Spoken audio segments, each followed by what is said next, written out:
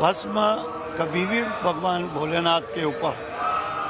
साकार स्वरूप भगवान ने भी अपने ऊपर ने धारण की, और यहाँ निराकार रूप में भी इस मंदिर में भस्म मुर्दे की नहीं चढ़ाई जाती है, नहीं चढ़ाई जाती, कभी नहीं हुई। कभी नहीं हुई है।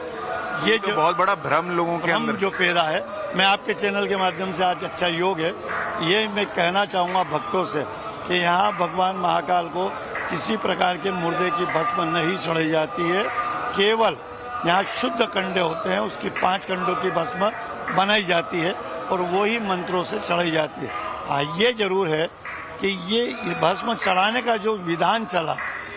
ये चला है सती प्रथा से। जो सती थी इनकी पत्नी, और उसने अपने शरीर को हवन कुंड के अंदर समाप्त कर लिया था, और जब वो भस्म हो गई थी और भगवान उसके विरह में क्रोधित हो गए थे, और उन्होंने दक्ष के पूरे साम्राज्य को शमशान बना दिया था, उनकी गर्दन भी काट दी थी और अन्य सारी व्यवस्थाएं वहाँ पे तहस नहस हो गई थी।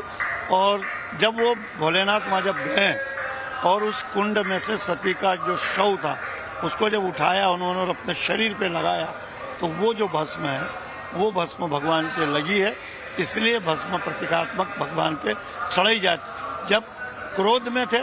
और जब सती को उठा के वो जो भस्म उनके शरीर पे आई, तब उनका क्रोध शांत हुआ। शांत होने के बाद उन्होंने अपने ससुर का सिर भी लगवाया